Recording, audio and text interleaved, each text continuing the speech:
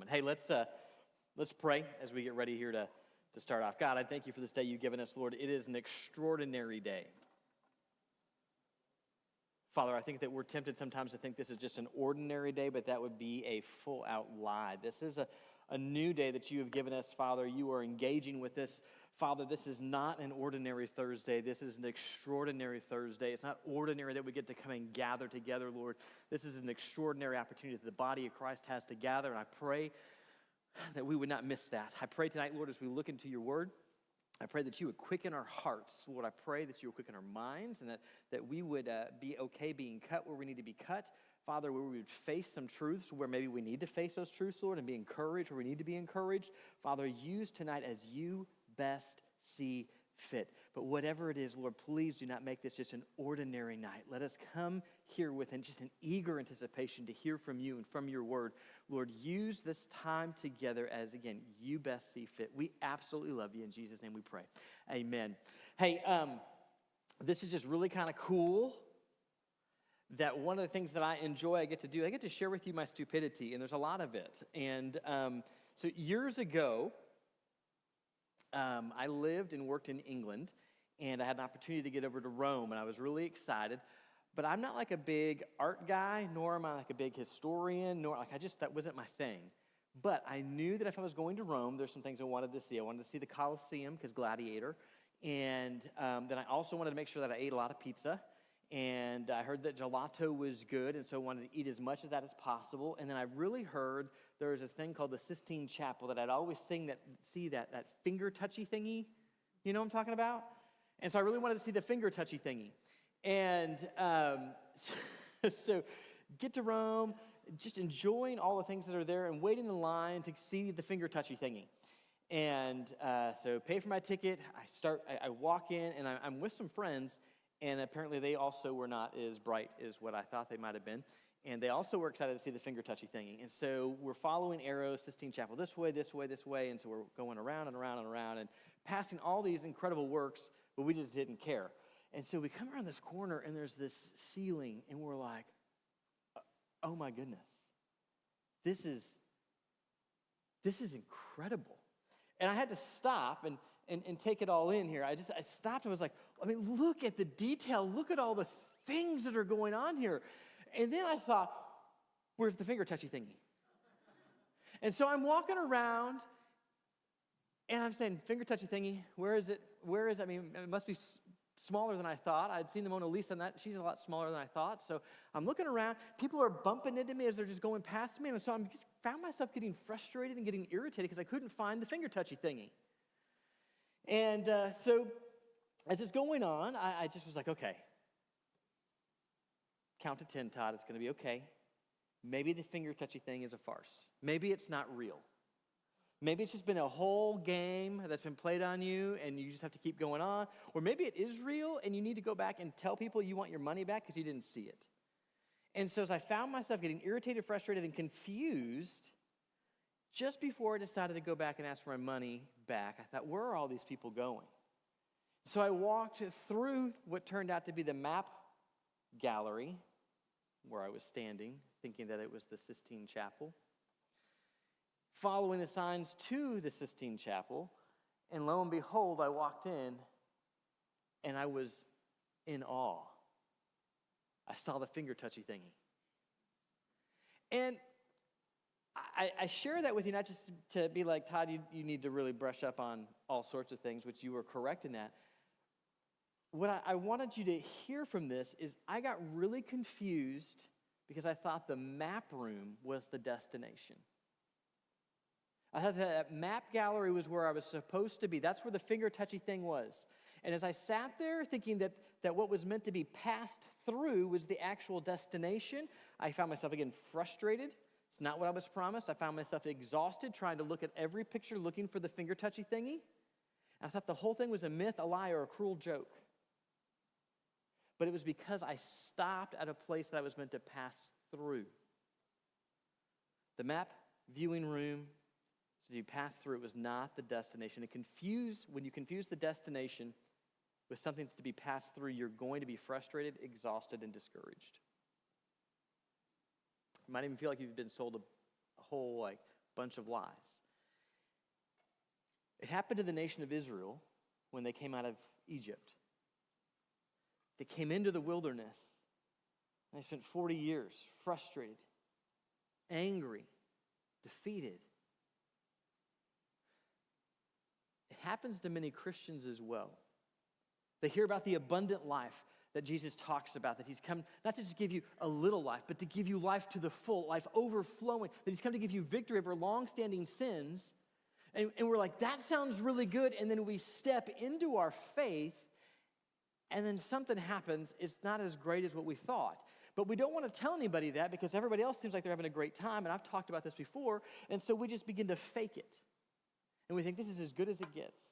And we try harder and harder in our own energy and our own strength to do the impossible. And the result, again, is exhaustion, frustration, and more. Maybe that's you. When you're not in a church setting, you begin to think of your faith as like, yeah, I mean, I guess it's nice. It's something I always do, but it doesn't really spark joy in me. It's interesting, most of the New Testament books that are being written, all those letters, they were all corrective letters, right? Almost all of them were corrective letters saying, you guys, you're stopping where you're not supposed to stop. You're supposed to pass through and move on to the abundance. And so that's really what we're going to talk about today. A wilderness Christian, what that looks like. And so just to review where we've been, the clicky thing is not, there we go, sweet. I changed the colors, but I thought it'd be more of a contrast, but I failed. They're still kind of close. But we talked about Egypt here on the far side. We talked about that last week, and we talked about that. We pulled this little chart thing down, our mind, will, and emotions. It's all dominated by self. So it's whatever I think matters most. It's whatever I feel. That's what matters most. It's whatever I want matters most. And we talked about really in that land, it's a miserable land. And I tried to paint a picture for you guys that Egypt was really not good. They were having to kill their offsprings. That is not good. They were being beaten. That is not good. They were living in constant fear. That is not good. They were in bondage. Their lives were bitter. They cried out over and over and over again for God to give them some sort of relief. You need to understand that life is miserable. When we talked about some people who are far from Jesus, right now they don't feel that way, but they're just like my rafting trip. Remember that it was flood stages, and I was way up the stream, and it was kind of exciting, but danger was looming just downstream. We figured it out this last week. It was actually that same flood that swept away a school bus and killed all the children on board. Danger was looming, but I thought I was just having a great old time up here. And that's true in the life in Egypt. Somebody who is far from Jesus. The reality is sin carries a penalty, and it's a power. And it's always looming over them. And our lives are more than just the 50, 60, 100 years that we may get here on this side of eternity. But then we talked about like God came through and he delivered them in a miraculous way. The sea, it parted. They walked out and we said, man, what did they do? What did they bring to the table? Nothing. They just walked in the promises of God. They trusted what he was doing. They said, okay, the walls of water are up. I'm walking through it. And as they stepped through, freedom is what they found. And that's with our little charts again. Now Christ has moved in. God graciously brought them out. They're now free. The rest of the story, they come out. They're hanging out in the wilderness. We know they end up hanging there for 40 years. Eventually, they come in to the promised land. They're going to blow some sticks, and the walls are going to fall down. It's going to be a great thing. But really what we're going to talk about right now is we're going to stop, and we want to talk about life in the wilderness. Because the wilderness was something to be passed through. It was never to be the final destination. It's important that we know that. So, our plan is we want to just let us know, point one, really easy, that the wilderness was not the end destination. That was not the end that God had in mind. And then we're going to talk about what are the reasons, why did they get sidetracked in the wilderness, and look at that, why might we get sidetracked as well? And then what are just some indicators? What are some of those things that are like, we see it in their lives, but we also might see it in our own lives to know that we might be sitting in the same position and place where they are as well. So with that, let's just dive in here. Exodus chapter 3, verse 8. We looked at this last week. They're crying out to God, help us, we need help, liberate us, we need liberation. Moses has failed already, and he's in the backside of the desert, and God shows up in this burning bush and says, yo, Mo, and he says, hey, here I am. And he says, kick off your shoes because the place you're on is holy ground. And listen, I've been hearing about the affliction for my people. I've been seeing it, and I've investigated. I know how miserable life is there. I love these people. I'm engaged with their life, and I'm going to liberate them. I have come down to deliver them from the hand of the Egyptians and to bring them up from that land to a land that is both good and spacious, to a land flowing with milk and honey. Now, this is just really cool. I'm not going to spend a ton of time unpacking this, but you need to understand there's two things that are going on here, right? I'm going to deliver them, and I'm going to bring them. I'm going to bring them to someplace new. So it's a twofold rescue plan, right? That's why the word and is there. I'm going to deliver and bring. I'm going to deliver them from the penalty that they're under. I'm going to redeem them from the nation of Israel.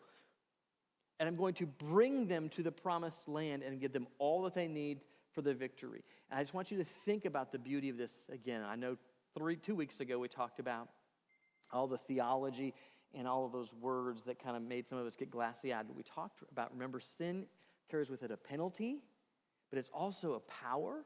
And when Jesus comes in, he pays the penalty. He ransoms us. He redeems us. But he also is the provision to overcome the power of sin. So just as God says, I'm moving down to deliver and to bring, Jesus says to you and I am here to deliver you out of the penalty of sin, and I'm here to bring you into a whole new life that you've never experienced before. It's not just get you out of hell and that's it. I want you to live radically different, and it's better. I want to bring you into a beautiful, beautiful land.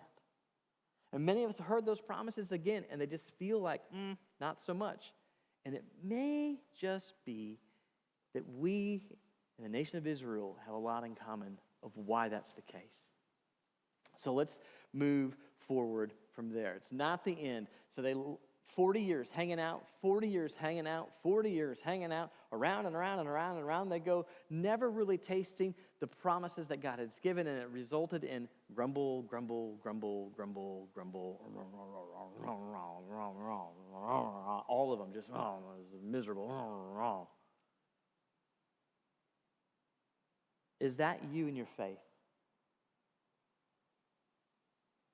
When you think about it, does it give you joy, or is it like, I have to spend time with Jesus. Better go to church to keep him happy. Or is it overflowing like, I can't believe the beauty of what he's given me? But what kept him in the wilderness for so long, for 40 years? What kept him there?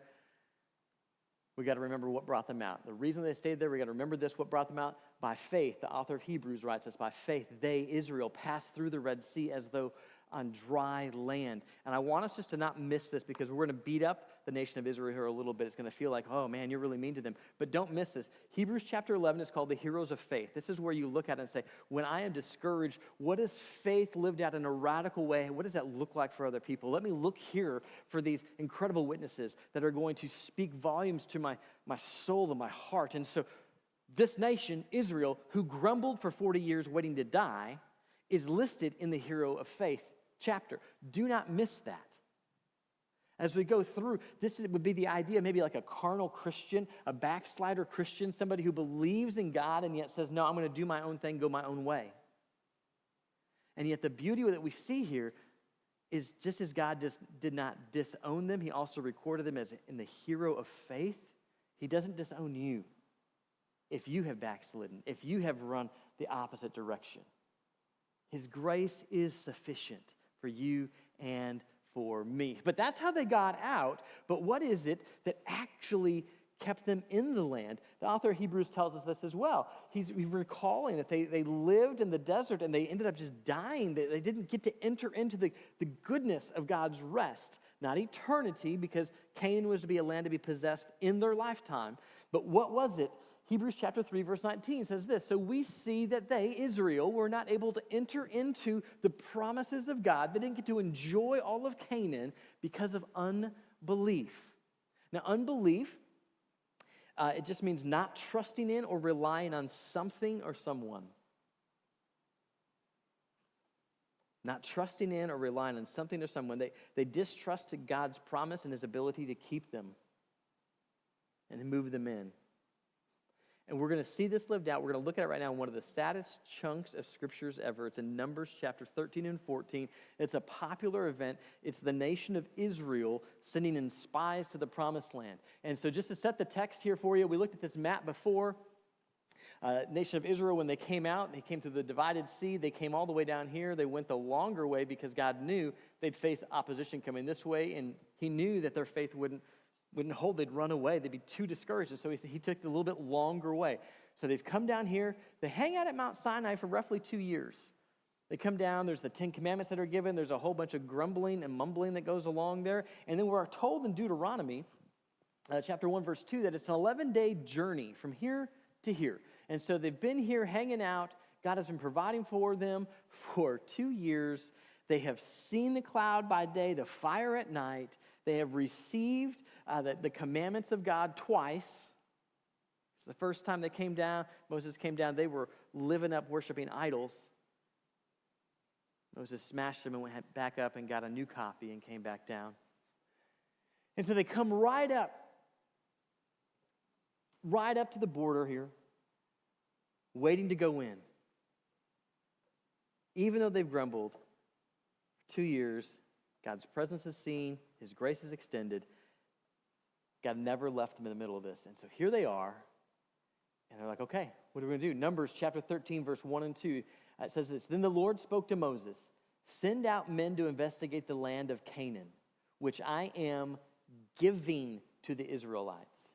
You are to send one man from each ancestral tribe, each a leader among them. So there's the plan, right? This is basically God inviting them. I've been telling you about this promised land for 2 years. I've been telling you, even before you left Egypt, I'm bringing you out to bring you in. I've told you about it. It's a land that is good. It is flowing with milk and honey. It is beautiful. So take me at my word. Check it out. Send out your leaders. Have them go and spy out the land for 40 days. See if they find that I have been dishonest about anything. What a beautiful God, right? Just like, hey, try me. And so they go out, they investigate, they look around for 40 days, they come back, and they say this in Numbers 13, 26, 27, a little further. These leaders reported the whole community and showed them the fruit of the land. They came back and said, we've got this cluster of grapes between us on this big pole because we couldn't carry it by ourselves. It was huge. As they come back, they showed them the fruit of the land, and they told Moses, man, we went to the land where you sent us. It is indeed flowing with milk and honey, and this is its fruit. Like, look at it. They're saying all of them. Now, there were 12 tribes. So we're understanding there are 12 tribes of Israel, and there's a little song that goes with these spies. Maybe you learned it, maybe you didn't, but it goes, 12 men went to spy. Actually, it goes, 12 men went to spy in Canaan, 10 were bad, 2 were good. What did they see when they spied on Canaan? 10 were bad, 2 were good. And then it goes on to, like, they tell you these clusters and whatever else. Somebody else is singing like you know it. We'll call you up. But here's the deal. So the 12 went out. They all came back. Out of the 12, all of them said, it is a good and spacious land. The Lord was not lying. He has told us. The resources are incredible, and it is. I mean, can you just imagine, like, what's your heart would be going on there? Like, wow, really? And then they continue in verse 28 to 32. Let me read you. They say it is indeed flowing with milk and honey, and this is its fruit in verse 28. But the inhabitants, they are strong. Ooh, and the cities, they're fortified and very large. Moreover, we saw the descendants of Anak there, and the Amalekites, they live there, and the Negev, and the Hittites, and the Jebusites, and the Amorites, they live in the hill country, and the Canaanites live by the sea along the banks of the Jordan. Just people who were there. Caleb silences the people before Moses and says, hey, listen, guys. He's one of the 10, or one of the 12 who went in. He's one of the good ones. He said, let us go up and occupy this land, for we are well able to conquer it. But the other 10, the men who had gone up with him, said, No, no, no, no, no. We are not able to go up against these people because they are stronger than we are. Then they presented the Israelites with a discouraging report of the land that they had investigated, saying, the land that we passed through to investigate is a land that devours its inhabitants. And all the people we saw there were of great stature. What a great report. Here's the funny thing, right? You read through this. You got to understand, guys, there's great fruit, but there were these scary people. The Canaanites were there. The Amalekites were there. The Amorites were there. The Jebusites were there. If you were to go back to Exodus chapter 3, verse 8, God says, I'm going to bring you up to this land that is good and fruitful. And oh, by the way, there's these people who live there. The Amorites, the Canaanites, the Jebusites, the Amalekites. It's just like I told you guys. It's a good land. It is inhabited. It is your land that I'm going to give you. You went and saw just what I told you. Now let's get going. And the people said, no. No. They're too big for us. We don't have the strength to overcome them. We don't have the power to go and conquer these cities. We don't have it in us. Because the spies, the 10 of the spies, they were looking at their own resources. And this seems just so foolish. They were just looking and saying, this is what I'm able to do. This is all that we have, and we're not strong enough. They had forgotten the cloud that is there by day, the fire that is with them by night, the one who parted the seas, the one who brought the plagues down on the Egyptians, the one who has carried them and cared for them perfectly up until this point in their lives. They totally looked at their issues as if we have to do it. God has nothing involved in this. And they forgot him. They forgot that incredible resource. And they become terrified because it's too big for them. And they begin to look at things only through the eyes of what they had. And here's my question. A wilderness Christian, a person who loves the Lord and yet is living a failed life all over the place, is looking at life through the lens of themselves. Right? My will, my mind, my emotions. I'm not going to allow God to penetrate. It's the chart that we talked about. Mind, will, and emotions, they're fully active. And then we've got this cross, which represents Jesus has come in. And we've got this little line, that almost like this door that we said, we're closing it down. I got it from here, God. And so we've closed this door, and we're saying, I have to do all of this in my own strength. And so all we're doing is still be driven by our own strength, our own power, our own intellect, our own feelings, our own desires, not allowing Christ and his Spirit to overflow and influence those areas of our lives. We ignore the provision that he's given. We ignore his promises. And really, we act like a person who lives in Egypt, thinking we have no resources whatsoever. And so we're driven by our thoughts, our emotions and feelings, and our desires. And we try to do the Christian life in our own strength, and that absolutely, positively never works. Because if you could do it, if you or I could actually live the Christian life perfectly, then Christ died needlessly.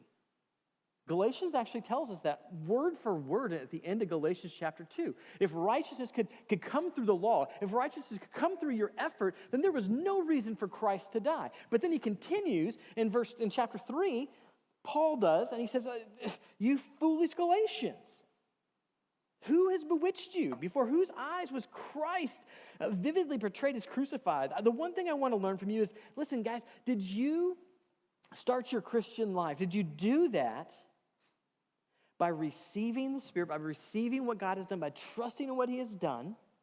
Or did you begin your walk with Jesus by trying harder? Which was it? And we all know we bring nothing to the game. Nothing but our desperation and our need. And Christ comes through, and he is the one who has lived the perfect life. And he is his sacrifice, not ours, that brings us back into a right relationship with God. He did it. So the answer is, not me, it was thee. And then Paul says, that's great. Are you so foolish? Are you so slow that although you understand you began by simply trusting God, do you think now You're going to be perfected through your own effort? Just trying harder? You think that's going to get it done? Of course not. And it seems maybe right now that I'm splitting hairs, but the hair that I'm splitting is so important to be split. For many years, I tried my best to live up to the standard that God laid out, to be forgiving, to be patient, to avoid sin. And I tried to do that all on my own strength, and it just didn't work. It led to exhaustion, frustration, and more because I was trying to do all of that in my own strength. I was hanging out basically in the map room as opposed to getting over my bad self, understanding how incredibly weak that I am, and how desperate my need is for Him, and getting on to the Sistine Chapel, pulling from His resources. It seems so small, but there's a difference between doing something for God, right, and for His glory, as opposed to doing something pulling from His glory, from His resources. There is a massive difference.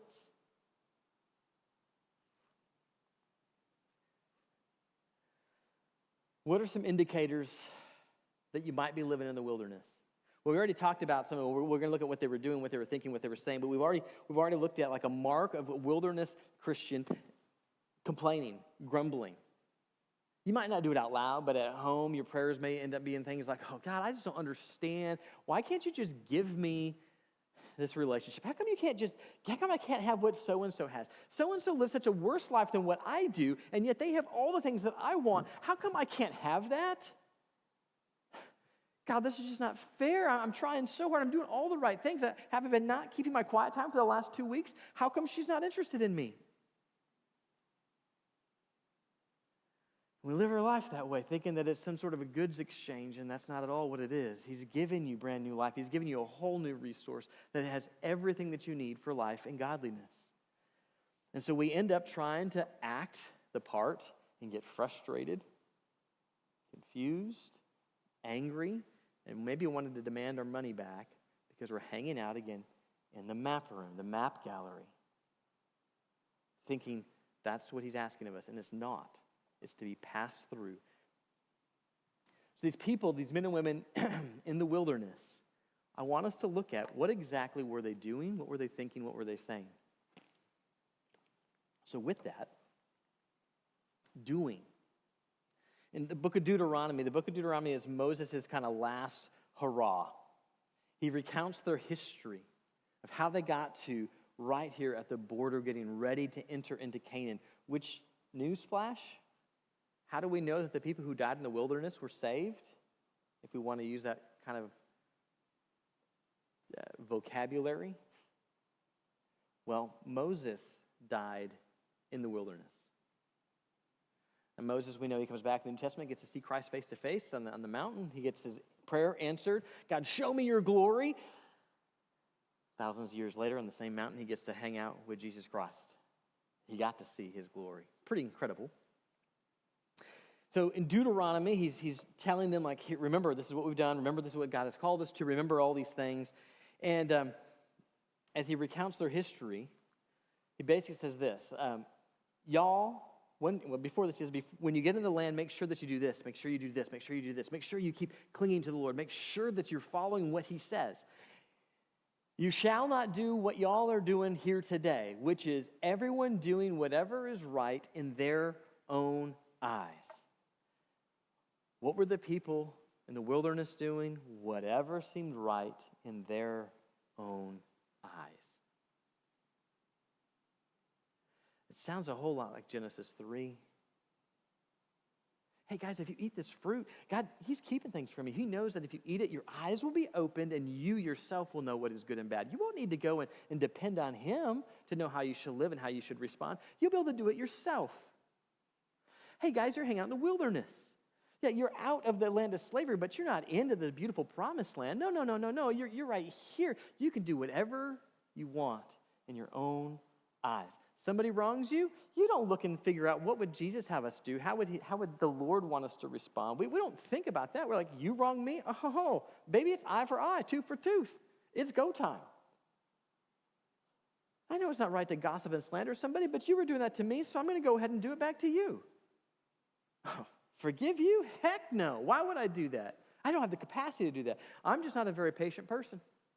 I shouldn't have to wait in line. I should get irritable. This is how the Lord made me. So you should get out of my way so I can do what I want to do, as opposed to understanding that God has said, no, I've given you a resource that has perfect patience, perfect forgiveness. But no, I don't care. I'm going to do what I want to do, what makes the most sense to me.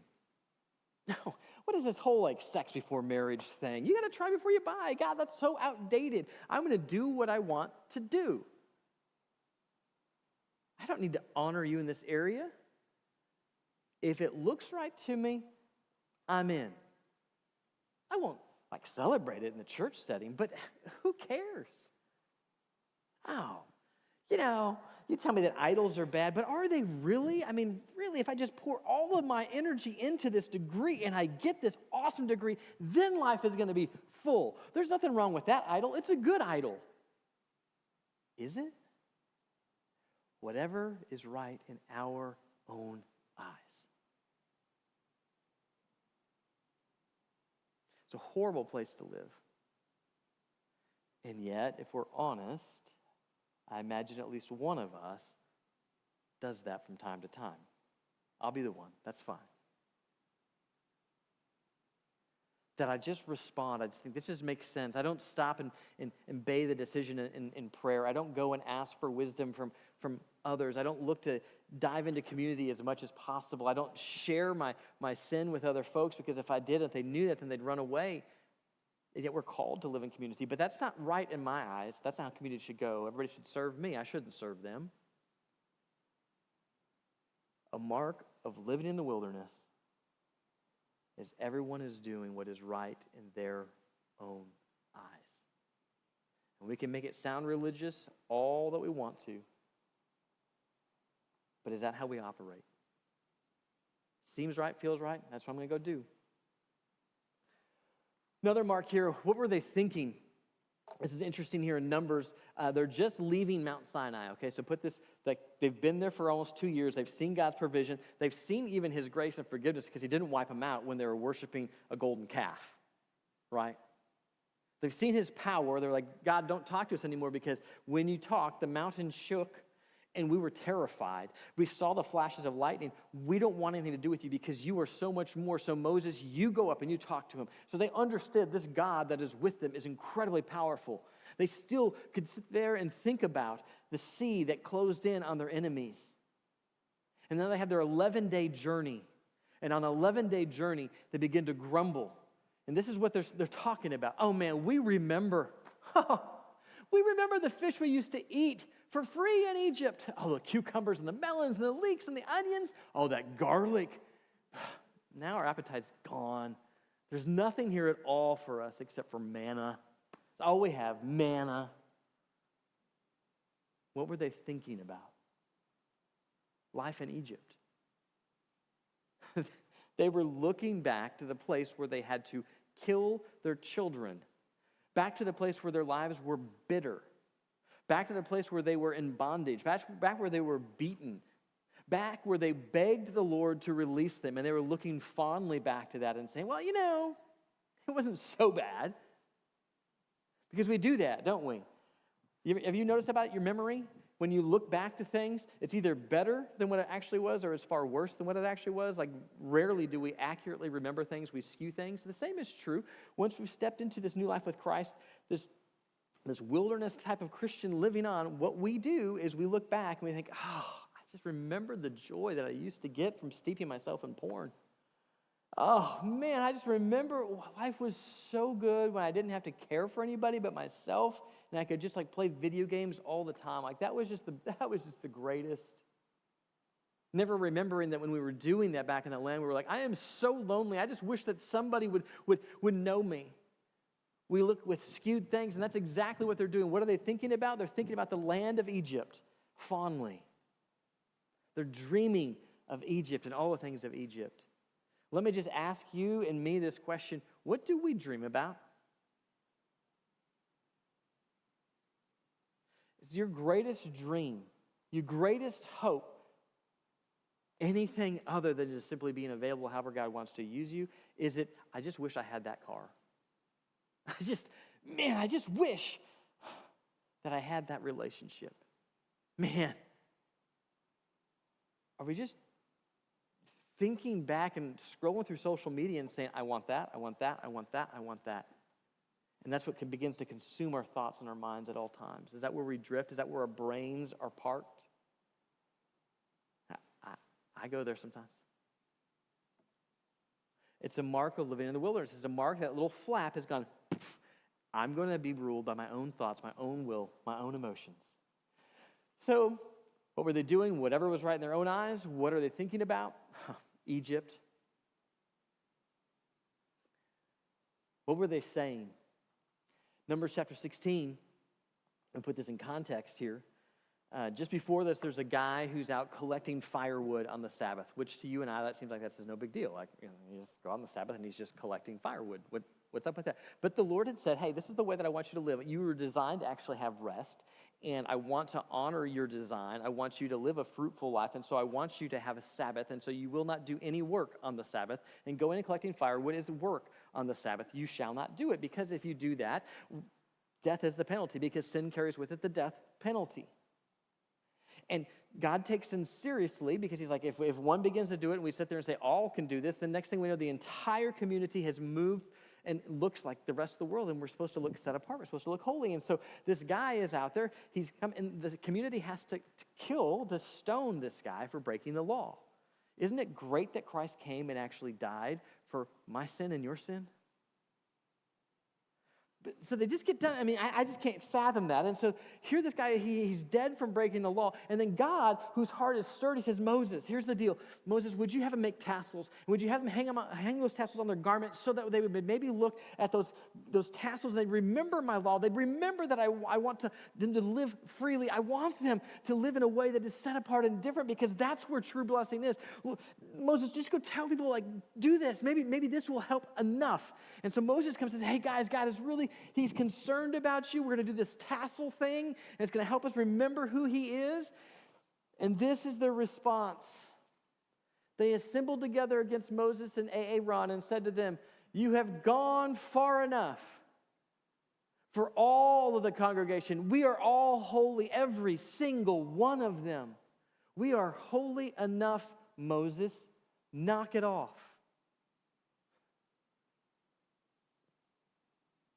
Korah's rebellion, where this goes, is it's amazing. So these guys, they say, we're better than you, Moses. You're not the only holy ones. We're the most holy ones who are here. Stop trying to nudge us to change our lives. No, no, no, no. So God says, okay, we're going to make a distinction. Who's really the spokesperson for God here? So they come and they hang out in front of their tents the next day, and the earth actually opens up and consumes Korah and his followers. They were holy enough. How this plays out in our lives today is something as simple as this. Like, what do we say about ourselves? It might be something like, I'm not perfect, but I'm not as bad as insert whoever. For years, I've picked on Stephen. I refuse to pick on him anymore. Matt is a better victim for me to pick on right now. We sit there and we know that we know we are living in areas just out of whack. We know that. We know that we are, I don't even know. Like we know we are throwing all of our hopes and dreams for meaning and worth into a relationship. We know that. We don't tell anybody that. Like, I'm just waiting for whoever the Lord would have. We know that our heart is like, I will not be complete unless I'm married. And so we sit there and we're struggling with this over and over and over again, and God begins just to cut on our heart. Like, am I not enough for you? Like, what I'm asking you to do, I'm asking you just to lay even that idea of a relationship down. Like, maybe I don't have marriage for you. And you're like, heck no. And so we fight God with that. And so we're like, ugh. So we know that we're out of whack with that desire. And so instead of just going, I know that I'm out of whack, Lord, and I'm wrong, we go, I know I'm out of whack, but I'm not as bad as Matt. Because I saw Matt kick a cat. And man, that's not caring for the nation. That's not caring for the world. He kicked a cat. I saw him lie. So, I've heard him gossip once. So, you know what? Yeah, I might have this thing, but it's okay. I'm not perfect. I'm just not as bad as Matt. He speeds. He's like 8 over. I'm 5 or under because, we all know they're just kind of suggestions. And so we begin to sit there and justify things. We would never say, I'm holy enough, but we're like, I'm okay because I'm not as bad as.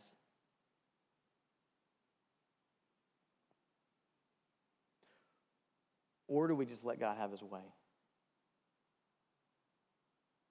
The Word of God is living and active. It's sharper than a double-edged sword, man. It is able to divide and penetrate and cut deep. And when it comes, and he begins to say, Todd, you've got an idol of a relationship. You have all your hopes in being married one day. What if I don't have that for you? Am I enough? No. Todd, I love you, man, but we can't keep growing closer until you lay this down. But Lord, I want to know you more. I know you do, and I want you to enjoy me more, and what's keeping you is this idol of a relationship. Would you be willing to lay it down? No. Okay, I still love you, Todd, but you can't enjoy the nearness of me until you lay this down because it is actually killing you. That was part of my story. Started with would I be okay driving a junky car the rest of my life? But in exchange, I got to know God in a more intimate way. I was like, no. Eventually, yeah, God, I love you more than a car. If that's what you want to do with me, okay. Awesome. Todd, if you have to have a job that is less than what you think you deserve, like you have to wear a hairnet and you have, like when I had hair, but if you have to wear a hairnet and just like, I don't know, flip burgers the rest of your life, like you don't even get to be the shift manager, the guy behind the register, never. Like all you're doing is there's grease day in and day out. That's how I want to spend your life. A job that is well beneath what you think you are worthy of, but you know me in a more intimate way. Are you okay with that? No, I'm not. So we wrestled with that again. And this third thing was if you go through the rest of your life without any really close friends, I'll give you relational friends here every now and then, seasonal friends, if you will. But you'll know me in a more intimate way. Are you okay with that? Or do you desire a car, a job or position or title, marriage or friends more than me? He was cutting away. I didn't answer perfectly on any of them. And it was a long, long battle. And even after it was okay, there's still days that I drift back to those things. I'm holy enough. I'm holy enough. I was willing to lay down a car, but not my job. I mean, that's better than Matt. Because I'm holy enough. Marks of living in the wilderness is these 3 things again. It comes back to, the attitude. Before we do, there are 3 things. Doing what we want, whatever's right in our own eyes. What we think about are the things of the world more than the things of God. And what we say about ourselves, we would never declare this, but when nobody's really listening, that I'm holy enough, leave me alone, just give me what I want. And that attitude that comes across would be something like this. Others seem to have or do blank. What's so wrong with that? What's so wrong with being married? Nothing wrong with being married. What's so wrong with having an amazing degree? Nothing is wrong with having an amazing degree. What's so wrong with having a nice car? Nothing is wrong with having a nice car. Well, there's nothing wrong with it. Why can't I have it? Maybe God has something different for your life or during that season of life. And so you continue to say, well, man, I don't even know if God would say yes or no to this thing that I want right now. But honestly, it doesn't matter. I'm going after it anyway. Because I want what I want, when I want it, how I want it. Because while Christ is in me, he has no access to my mind, my will, or my emotions. Because I am the master of the house. You just need to pipe down, Jesus. And I'll see you when I die, and you give me my fire insurance. We would never say that. But that's the mark of wilderness living. And it is a miserable, miserable place to be. Because the Spirit's in you, and so when we pursue the things of the world that doesn't satisfy us anymore, and it comes with conviction from the Spirit, well, that stinks. I can't have the very thing that I thought that I wanted because I know that's not what I really want. But once I have a hold of it, it's like, there's guilt and there's shame that comes with me because the Spirit's in and saying, this is not honoring me. And you're like, I can't even enjoy those things anymore. And so then you're sitting here, but I don't want to go on because if I go on over there, you may actually pull more away from me. And I don't want to lose anymore. thinking only what I would lose and not what I would gain. And so you sit in this space and you dream of life back there, and you're like, what do I have? I have nothing but manna. Remember, that's what they were saying, but there's nothing around here but this manna, the very provision that God has for them. Spies that came in, 10 were bad, 2 were good. They listened to the 10. God said, okay, what's going to happen is you guys are going to wander for 40 years in the desert until this generation dies off. Only those 2 spies who are over the age of 20 will make it in after 40 years. They wandered around and around and around, grumbling for 40 years, but always doing whatever is right in their own eyes, always dreaming of the things of Egypt. Just, if I could only have that again. And saying we're holy enough. It's really God's fault that we're stuck out here, as opposed to, man, we messed up. And here's the saddest part of the story. So Moses tells them, like, hey, God has heard your guys' distrust in his promise and his provision. He's heard that, and so because of that, you guys aren't going in. Okay? And they're like, we feel bad, and so we're sorry. We'll go in now. And Moses says, don't. If you go in now, you will not win, because God is not going with you. He's the one who is going to fight your battles for you. He's not going with you because you have rejected his provision. He'll still sustain you throughout the rest of your lives, but he doesn't go with you. You're like, we don't care. We're going anyway. And so they went anyway and tried to conquer the land, and you know what the result was? Defeat. Because the enemy was stronger than them, but not stronger than him. Sad, they just didn't learn the lesson. Like, I keep relying on him over and over and over again. So just a quick review. Where we're going here, you got Egypt over here, your mind, your will, and emotion. You have yourself is dictating everything. Wilderness, Christ is in, but still your mind, will, and emotions are saturated with me, myself, and I, the unholy Trinity. And then Canaan, where we're going, just newsflash, it's like that door opens up and says, okay, Lord, you can have your way with my thoughts.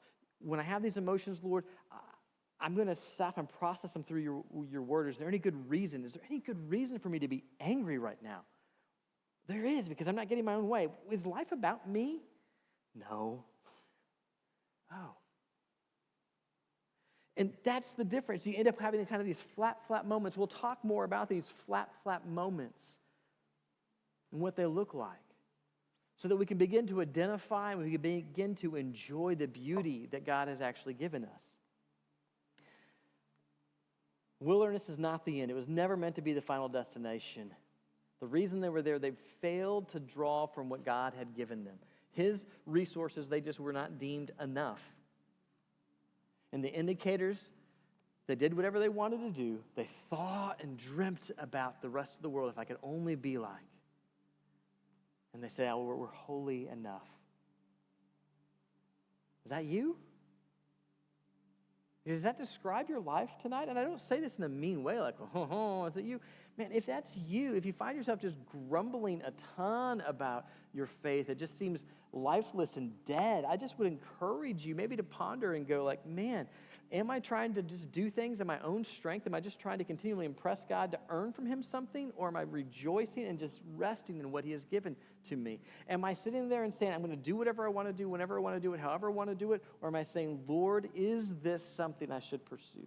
Lord, I trust you. And even though I want this thing, I want you more than that. And so if the timing for a relationship is not now, I leave it with you, Lord. It's hard for me to do that, but I will die daily. I will lay it down, and I will pursue you. And you can use this season of my life, whether it's for a week, whether it's a year or a decade as a single, however you want. I want to maximize this time however you want, Lord, because if I chase the other thing, all I'm going to do is going to be miserable and make everybody else around me more miserable. I want you. And so I will lay that down. That's where the Canaan life is found, but that's scary and it's hard to do, because you know what? You know what to expect by hanging on to this. You know to be hurt and to be angry and to be frustrated and to be disappointed. But it's ugly, but I know what to expect. And if I lay that idol down and I let go and say, Lord, here I am, that's scary, because you have no idea what he might do.